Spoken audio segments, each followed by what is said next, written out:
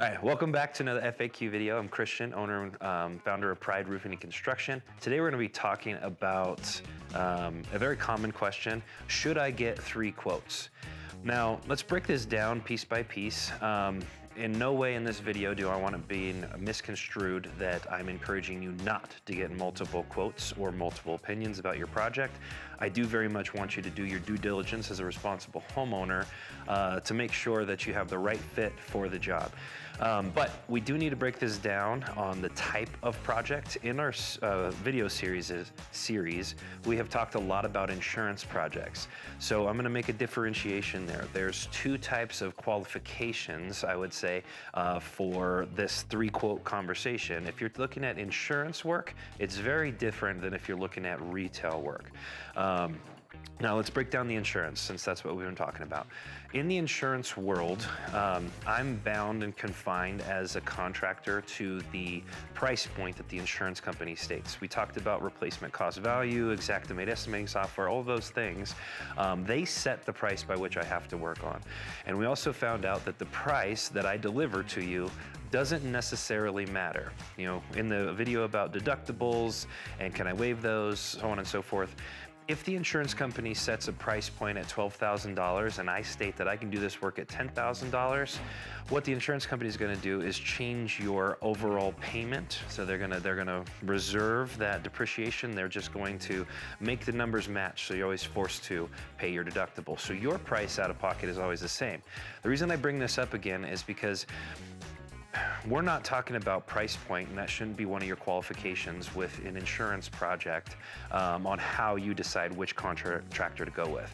In regards to insurance claims, sometimes your insurance company also plays a factor in recommendation of these contractors. We've worked very diligently as a company to become a preferred vendor with as many agents and brokers as humanly possible.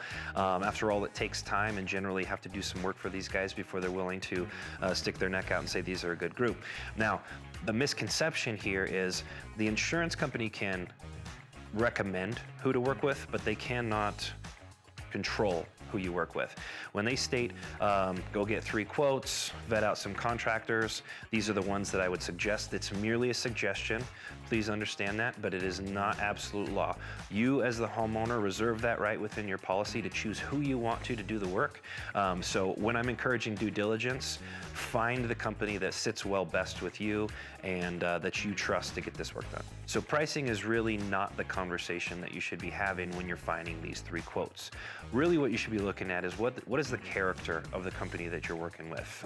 You can find that by online forums. You can look at their reviews. You can ask around to people who've worked with them in the past. You can look at their reference lists that they can provide for you as to what people's experiences were when they worked with them.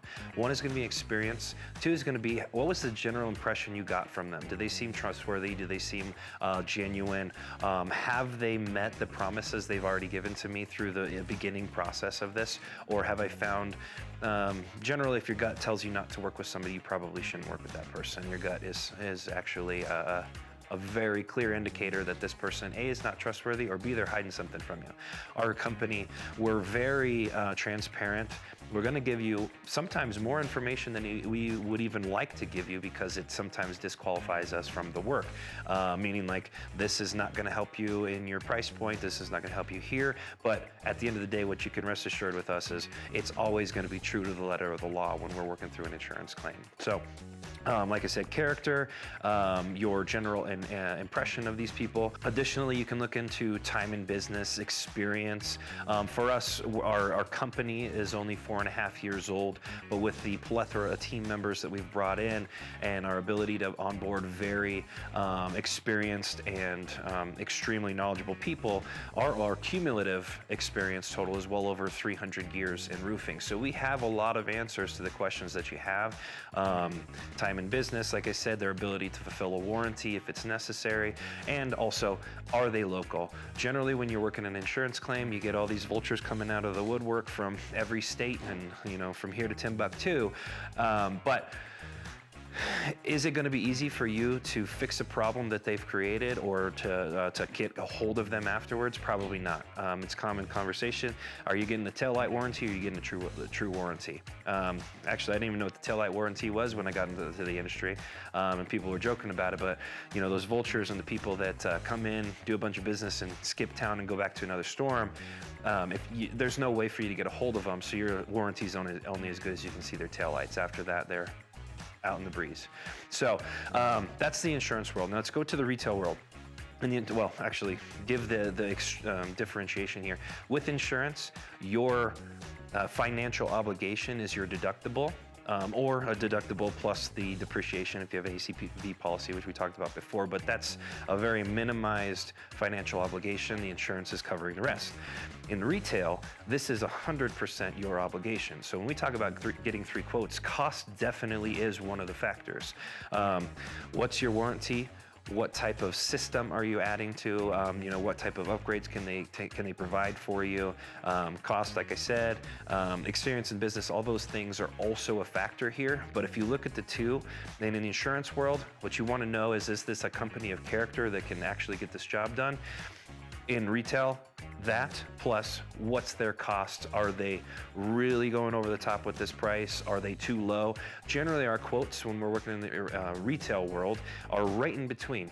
We're not overloading it. We're not adding additional sums that are unnecessary. We're not trying to make $1 million off of your one project, but we're also never the lowest. And the reason we're never the lowest is because, well, we take a lot of pride in the application that we put on, the materials that we put on your house. So we're going to give to you the roofing system or the siding system that we would be proud to install with the application strategy that we would suggest. Now, you can always negotiate, barter, value engineer it, however you want to say it, but you can always make it the way that you want. But in retail, I will always give this disclaimer: you get what you pay for. So generally, you don't want to go with that lowest bottom figure. And you don't want to negotiate for a lower figure because, like I said, you get what you pay for. So to summarize this conversation, there's a very clear differentiation between insurance work and retail work. If you have a contractor that refuses to provide an estimate for you, chances are they don't have a business built well enough to be able to estimate clearly what they're doing, and they're just out there looking for the insurance work. That's a big red flag. You don't want to go there. Our company, we're more than happy to provide an estimate for you, but we are going to come with a lot of information as to why this number is not going to be the end-all be-all number. The insurance is going to set that price point for us. We're going to work within that to build you a beautiful system and something that you can be proud of. Like I said, retail is a little bit different, and those are the differentiations. So that's it for this conversation. Yes, you should get 3 quotes, but look at it for what it's worth. And we'd love to be the person that you entertain for that opportunity. Do your due diligence as a homeowner.